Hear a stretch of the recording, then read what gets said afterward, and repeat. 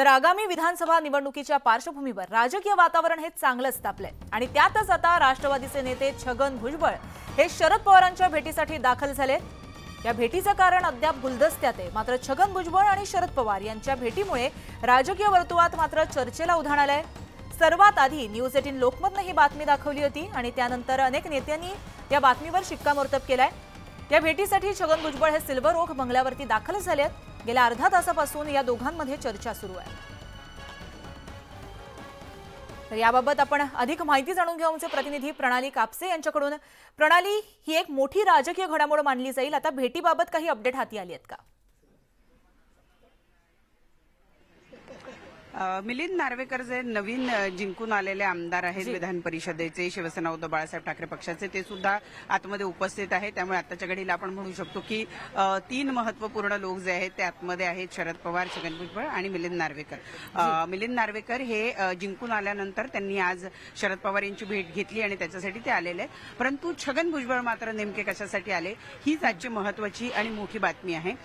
छगन भुजबळ हे गेल्या काही दिवस नाराज आहेत, त्यामुळे ते घरवापसी म्हणून शरद पवारांकडे आले का, किंवा सध्या महाराष्ट्रामध्ये राजकीय जी परिस्थिती आहे, राजकीय सामाजिक जी परिस्थिती आहे, आपण बघतोय की राज्यातल्या काही भागांमध्ये मराठा आणि ओबीसी आंदोलन जे आहे ते मोठ्या प्रमाणावर झालेलं दिसतंय। गाड्या येताना दिसत आहेत, छगन भुजबळ यांचा ताफा बाहेर येताना दिसतोय। आपण त्यांच्याशी संवाद साधण्याचा प्रयत्न करणार आहोत, बघूया की ते नेमके काही बोलतात का। परंतु आपण पाहतो आहोत की या ठिकाणी मिलिंद नार्वेकर यांचा हा ताफा आहे।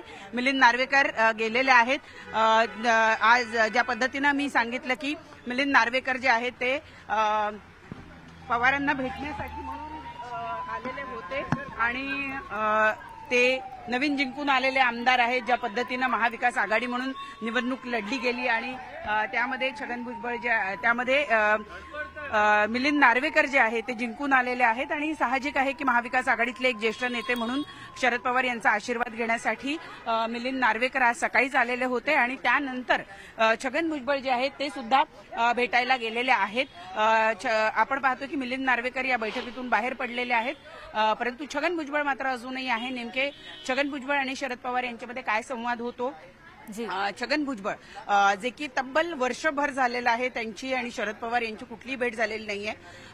राष्ट्रवादीची 2 शकलं झाल्यानंतर पासून छगन भुजबळ हे कायमच अजित पवार यांच्या गटामध्ये राहिलेले आहेत। आपण बघितलं की जी पहिली महत्त्वपूर्ण महामेळावा झालेला होता तो सुद्धा छगन भुजबळ यांच्या एमईटी मध्ये झालेला होता, बांद्र्याला झालेला होता। तेव्हापासून तर आतापर्यंत छगन भुजबळ आणि शरद पवार यांची थेट कुठलीही भेट झालेली नाही। जी माहिती मिळते त्यानुसार लोकसभेच्या निवडणुकीमध्ये ज्या पद्धतीचं यश शरद पवार यांच्या पक्षाला मिळालं, त्यानंतर जे काही फोन, शुभेच्छांचे फोन शरद पवार आणि सुप्रिया सुळे यांना गेले होते, त्यापैकी एक फोन हा छगन भुजबळांचा असल्याची सुद्धा चर्चा होती आणि तेव्हापासूनच छगन भुजबळ हे माघारी जातील किंवा त्यांची घरवापसी होईल या संदर्भातल्या चर्चांना उधाण आलेलं होतं। आणि आज आपण पाहतोय की छगन भुजबळ हे शरद पवार यांच्या भेटीला सिल्वर ओकवर आलेले आहेत आणि त्यामुळे तब्बल वर्षभर त्यांची जेव्हा कुठलीही भेट झाली नाही आणि आज अचानक जेव्हा ते भेटीसाठी आलेले आहेत तेव्हा साहजिक आहे चर्चा तर होणारच आणि ही चर्चा कुठे ना कुठे घर वापसी या दृष्टीनं मोठ्या प्रमाणावर होताना दिसती आहे। मध्यंतरीच्या काळात आपण बघितलं की छगन भुजबळ यांनी काही वेळेला नाराजी सुद्धा व्यक्त केलेली होती। पक्षातल्या ज्येष्ठ नेत्यांना अनेक निर्णय घेत असताना सामावून घेतलं जात नाही असं ते वारंवार बोलतच होते आणि त्यानंतर आजची त्यांची ही भेट, त्यामुळे कुठेतरी छगन भुजबळ हे शरद पवारांकडे माघारी जात आहेत का अशी चर्चा सध्या रंगू लागलेली आहे। नक्कीच प्रणाली, या संपूर्ण भेटीमागचा जो खुलासा आहे तो लवकरच होईल अशी आपण आशा करूया। तत्पूर्वी धन्यवाद तुम्ही दिलेल्या माहितीसाठी।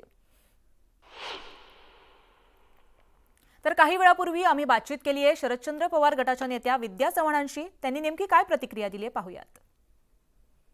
मला तुमच्या इतकंच कारणही माहिती आहे, कारण भुजबळ साहेब गेले असतील तर मला असं वाटतं गेल्या अनेक दिवसापासून त्यांचं थोडंसं हे बदललेलं आहे, सूर बदललेला आहे।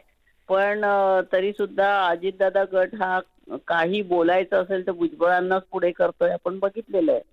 त्यामुळे आता त्यांची पूर्वनियोजित भेट असेल तर ते भेटीमध्ये पवार साहेबांची काही चर्चा करणार असतील। कुठल्या प्रश्नावर चर्चा करणार आहे, कशाबाबत चर्चा करणार आहेत ते भुजबळ साहेबच सांगू शकतील किंवा पवार साहेब सांगू शकतील। मागे जेव्हा लोकसभेच्या निवडणुकांना भुजबळ स्वतः इच्छुक होते परंतु नंतर त्यांना तिकीट मिळालं नाही. शिंदे गटाच्या याला ते तिकीट गेलं आणि नंतर ते थोडे त्यांचा सूर थोडा नाराजीचा होता. त्यानंतर लोकसभेच्या निवडणुका लागले, रिझल्ट लागले, त्याच्यानंतरही ते काही समाधानी नव्हते. त्यामुळे आता महायुतीला काही हवंसं यश महाराष्ट्रात विधानसभेत मिळेल असं आता कोणालाच खात्रीने सांगता येत नाहीये. त्यामुळे अनेकांचा कल महाविकास आघाडीकडे आहे. आता त्यांचा आहे की नाही ते प्रत्यक्ष भेटीत काय होईल ते कळेल. परंतु मला असं वाटतं अजितदादाने सगळ्यांना कडक शब्दामध्ये बांधून ठेवलेलं दिसतंय. कारण आपण परवा विधान परिषदेच्या निवडणुका बघितल्या, त्याच्यामध्ये अजितदादाने दमदाट्या देऊन लोकांना बांधून ठेवले हे दिसतंय. परंतु ते काय फार काळ बांधलेले राहतील असं मला वाटत नाही. आणि आता भुजबळ साहेब कशासाठी गेले, त्यांची काय पवार साहेबांशी चर्चा होणार ते आपण तर काही सांगू शकत नाही. इथे बसून ते आपल्याला कालांतराने कळेल. मला नाही माहिती ते नाराज आहेत की नाही, परंतु जे रिझल्ट लोकसभेचे लागले त्याच्यात काही कोणाला समाधान वाटण्यासारखे ते रिझल्टच नाहीये ना. मग ते देवेंद्र फडणवीस असू दे, एकनाथ शिंदे असू दे किंवा अजितदादा असू दे, त्यामुळे ते महायुतीला फटका तर बसलेलाच आहे. त्यामुळे आता उगाच सावरासावरी करून काहीतरी करायचा प्रयत्न चाललेला असला तरी आता लाडकी बहीण आणा. पण आमच्या दादाने काल सांगितलं की आम्ही सत्तेत आलो तर आम्ही लाडकी बहीण योजना पुन्हा आणू. आम्हाला सांगायचंय की आम्ही नुसती लाडकी बहीण नाही, लाडकी ताई आणि लाडके दादा दोन्ही योजना आम्ही आणू आमचं सरकार आलं तर. आम्हाला काय आणता येणार नाही का? मग लोकांना माहिती आहे. परंतु फक्त महिलांची फसवणूक चाललेली आहे. त्यांना मोठ्या मोठ्या लाईनीमध्ये उभं करायचं आणि 1-2-3 महिने त्यांच्या हातावर काहीतरी पैसे टिकवतील. अनेक जणींना तर पैसे मिळणारच नाही, काही जणींना पैसे मिळतील. आपण योजना राबवल्याचं समाधान त्यांना मिळेल. पण दादा म्हणतायत की आमचं सरकार आल्यावर आम्ही लाडकी बहीण योजना राबवू. मग आम्ही दादा का नको?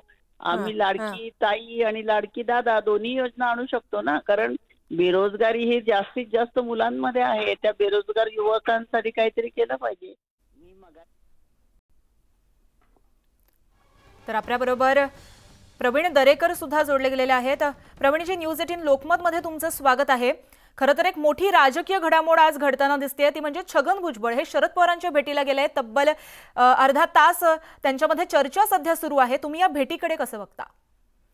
नाही, तसं पाहिलं तर महाराष्ट्रामध्ये विरोधी पक्ष आणि सत्ताधारी पक्षातले नेते अनेकदा राजकारणात कटुता असताना त्या ठिकाणी भेटत असतात. ही महाराष्ट्राची राजकीय संस्कृती आणि परंपरा असल्याचं आपण अनेक उदाहरणावरून पाहू शकतो. तथापि या भेटीला कालचं भुजबळांचं बारामतीचं वक्तव्य याचा संदर्भ असायची एक शक्यता वाटते. कारण राज्याचे मुख्यमंत्री सन्माननीय एकनाथरावजी शिंदे साहेब यांनी पुढाकार घेऊन सह्याद्रीला एक बैठक लावली होती. तर राज्यातला सामाजिक सलोखा बिघडता कामा नये, जातीय तेढ निर्माण होता कामा नये, यासाठी केवळ सरकारची जबाबदारी नाही तर सगळ्या राजकीय पक्षाच्या नेत्यांनी एकत्र यावं म्हणून बैठक लावली. आणि त्या बैठकीला पवारसाहेब अनुपस्थित राहिले. आणि केवळ ते अनुपस्थित राहिले नाहीत तर बारामतीतनं फोन गेला आणि सभेला उपस्थित राहू नका अशा प्रकारच्या सूचना गेल्याच्या बातम्याही आपण प्रसार माध्यमातून त्या ठिकाणी ऐकल्या पाहिल्या.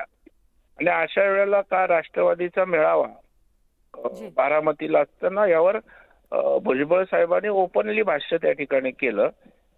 आणि सामाजिक त्यांनी त्या ठिकाणी ओबीसींची भूमिका ओबीसी नेते असल्यामुळे मांडली. परंतु त्यानं राज्यामध्ये सामाजिक सलोखा बिघडतोय अशा प्रकारचं भाष्य केलं आणि पवारांनी पुढाकार घ्यायला पाहिजे होता. मग आता त्या संदर्भामध्ये पुढाकार पवार साहेब घेत आहेत की भुजबळांना स्पष्टीकरण देत आहेत, यामागे काही राजकीय गणित काही लपलेली आहेत की काय, हे आता मला वाटतं भुजबळ पवार साहेबांना भेटून बाहेर आल्यावरच निश्चित स्वरूपात त्या ठिकाणी कळू शकेल. पण एक गोष्ट खरी आहे की आज महाराष्ट्र पेटत असताना शरद पवार साहेबांची कुठलीही भूमिका त्या ठिकाणी महाराष्ट्रातील जनतेसमोर आली नाही. राज्य सरकारची स्पष्ट भूमिका आहे, मराठ्यांना आरक्षण दिलेलं आहे ती टिकवणार, सगळे सोयऱ्या संदर्भात तपासण्या चालू आहेत, आक्षेप तपासतायत आणि ओबीसींच्या आरक्षणाला कुठेही धक्का लावणार नाही हा शब्द आहे. त्यांच्या हिताच्या आडी सरकार येणार नाही. मग अशा वेळेला पवार साहेबांची काही विरोधी पक्षाची भूमिका काय ती पुढे येत नाही. केवळ त्या ठिकाणी उंटावर बसून शेळ्या हाकायचं काम सुरू आहे आणि त्याच्यामुळे राजकीय पोळी या अशा प्रकारच्या एका धगधगत्या वातावरणात भाजून घ्यायची हे मला वाटतं पुरोगामी महाराष्ट्राला शोभनीय नाही आणि कदाचित यावर चर्चा होऊ शकते. पवार साहेब मध्यस्थी करून काय करतात, भुजबळांशी चर्चा होते हे कळेल. याला नाराजीचा त्यांचा पक्षांतर्गत सूर आहे की काय आहे मला माहित नाही. आपल्याला थोड्या भुजबळ बाहेर आल्यावर ते प्रसारमाध्यमांशी काय बोलतायत यावरनं थोडंसं चित्र स्पष्ट होऊ शकतं. जी प्रवीणजी, मी हाच प्रश्न तुम्हाला विचारणार होते पुढे की भुजबळांची जी भूमिका आहे ती महायुतीमध्ये कुठेतरी साशंकता निर्माण करणारी आहे का? जसं तुम्ही म्हणालात की अंतर्गत कुठेतरी अजित पवार गटावरती, राष्ट्रवादीवरती छगन भुजबळ नाराज असल्याचं कळत होतं. त्यानंतर कालचं त्यांचं वक्तव्य जे शरद पवारांच्या विरोधामध्ये होतं आणि दुसरीकडे आज होणारी त्यांची ही एकत्रित जी बैठक आहे किंवा ती भेट आहे, तर या सगळ्या समीकरणाकडे तुम्ही कसं बघता? नाही, आता भुजबळ महायुतीमध्ये नाराज व्हायचं काही कारण नाही. भुजबळ जरी महाराष्ट्राचे लोकप्रिय नेते असले, महायुतीचे नेते असले तरी ते ओबीसीचे नेते अशी त्यांची छबी महाराष्ट्रात आहे आणि त्याच्यामुळे ओबीसीच्या प्रश्नाला किंवा आरक्षणाला कुठेही महायुती सरकार धक्का लावत नाही हे निर्विवाद आहे. त्याच्यामुळे त्या विषयासाठी नाराज व्हायचं काही कारण नाहीये. आता त्या ठिकाणी महायुती म्हणून त्यांच्या सन्मानाच्या बाबतीत कुठेही महायुती कमी पडलेली नाहीये. इव्हन त्यांना त्या ठिकाणी नाशिक लोकसभेसंदर्भात भारतीय जनता पार्टीच्या शीर्षस्थ नेतृत्वानं विचारणा केली होती. नंतर ते त्या ठिकाणी राज्यसभेला इच्छुक होते, परंतु दुर्दैवानं दोन्ही ठिकाणी त्यांचं झालं नाही. मग ती काही नाराजीची सल मनात आहे का? त्या संदर्भात भुजबळांच्या स्वभावाप्रमाणे काही कंगोरे दडलेत का याचा त्या ठिकाणी ते बाहेर पवार साहेबांना भेटून आल्यावरच कळू शकेल. पण एक गोष्ट खरी आहे की केवळ चहा पान करण्यासाठी, गप्पा गोष्टीसाठी तर भुजबळ साहेब अचानक असे काही जाणार नाहीत. काहीतरी राजकीय उद्देश किंवा असलेल्या राजकीय परिस्थितीवर तोडगा काढणं अशा काहीतरी अर्थानं ही भेट असू शकते. जी प्रवीणजी, नक्कीच भुजबळांची भूमिका आता पाहणं महत्त्वाचं ठरणार आहे. धन्यवाद तुम्ही न्यूज 18 लोकमतशी प्रतिक्रिया दिल्याबद्दल आणि संवाद साधल्याबद्दल. तर छगन भुजबळ हे शरद पवारांच्या भेटीला गेलेले आहेत आणि एक